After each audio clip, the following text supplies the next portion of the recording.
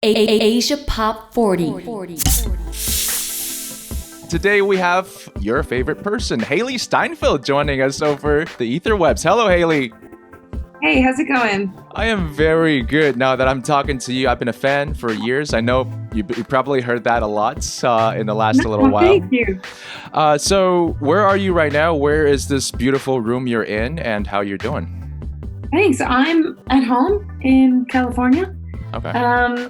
And yeah, I'm doing okay, hanging in there, making the best of every day. Can't wait to get back to normal, as we all can.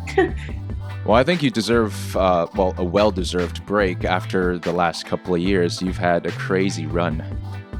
Oh, thank you. It definitely has been nice to sort of, I guess, be forced to just slow down and take a moment. So, yeah, feels weird to say, but I've been okay with it. Yeah, I mean, from Bumblebee to Charlie's Angel to Dickinson, which, by the way, I have a feeling it's played a huge role in inspiring the writing process of this album, but we'll get to that. Let's first get to the EP, which dropped last Friday, and it's called Half Written Stories. I think for your fans, we're all wondering, why is it half written? Then, of course, we got a chance to listen to it. On the second track, Your Name Hurts, you get to understand, where that comes from. So I'm still going to give you a chance. I don't want to assume anything. Where did the name Half Written Story come from?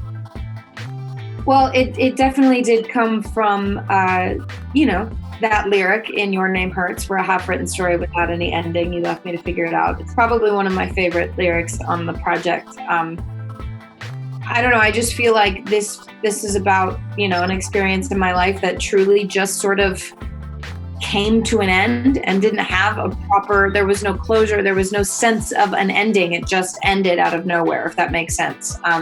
And this is what these songs are what I felt. That's kind of what I walked away with. And also, there's two sides to every story, and this is mine. That's true. And what they say is that there are 5 stages to grief and loss, and this is obviously an album about lost love. So there happens to be 5 tracks on this album. Was there some sort of premeditated planning with this? That's so funny you say that. No, actually, but knowing and actually like referring back to those 5 stages, just not even necessarily in the writing process, but just in my experience of trying to get through it. I was aware of what those were, but it actually, funny enough, didn't necessarily have anything to do with the fact that there are 5 tracks. All right. So for any one of you who's listened to the album but hasn't really paid attention to the exact lyric Hailee was talking about, so it goes, and this half-written story is horror at best, the kind where the hero still dies in the end. Now, Hailee, you've played in your share of hero or superhero movies. Do you feel like in this day and age, we're not getting enough of these stories where the superheroes or the heroes die at the end? Do I feel like we're not getting enough where they die at the end? Because it used to be that writers were very daring with, killing off their heroes at the end of a story. Nowadays, it seems like the heroes always win in the end, but that's not what real life is it? I don't know. I guess, I don't know. I think that a lot of, what I feel like I've seen and connected with in the last couple of years, as far as that goes, is just everything is so grounded in the truth. And I think a lot of times in those movies when, the hero dies, maybe it's expected, or, maybe it's, I don't know. I think, look, that happens and people are, up in arms about it. So when it doesn't, I guess you're still going to have those people, but I don't know. I don't want any heroes to die. So I say keep them alive. So for the story purposes, you are the optimistic kind. You like to have a story where good wins over evil.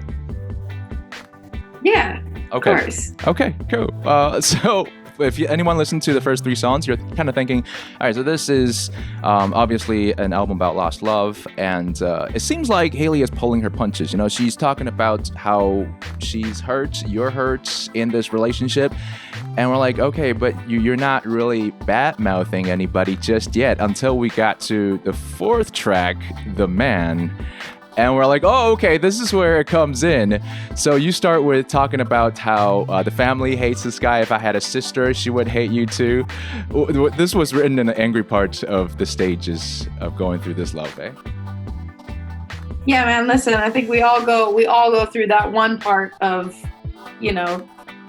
an experience. Hopefully, I mean, listen, I hope nobody goes through or feels what I felt, but I guess in ways it's almost like it's a rite of passage. But yeah, there's definitely that time you hit where, you're all of these emotions. You're sad and you're alone and you're lonely and you're frustrated and confused and you're a little angry and you're pissed off, and it's all out of you're just you're hurt. That's a song I actually had so much fun writing because it was all in good light from the beginning. It's obviously a very, cheeky song. And one thing about, as far as the track listing goes, the project ends with a song called Wrong Direction. And one of my favorite lines in that song is the very first line in that song, which is, I don't hate you and I couldn't if I wanted to. Yeah. And, I think that sort of with Man Up kind of even more proves the point that was that time, that small period of time where I was really angry and really hurt. But it's still, again, like nothing but love in the end, always. So. Oh, so you came out of this feeling like you learned something and you learned to love people a different way, even if the relationship didn't work out. Is that what you mean? I mean, yeah, not necessarily with what I just said, but I do think that, every relationship teaches you something, and it teaches you something about love. It teaches you about something. It teaches you something about that person, and I think the most important thing is it teaches you something about yourself.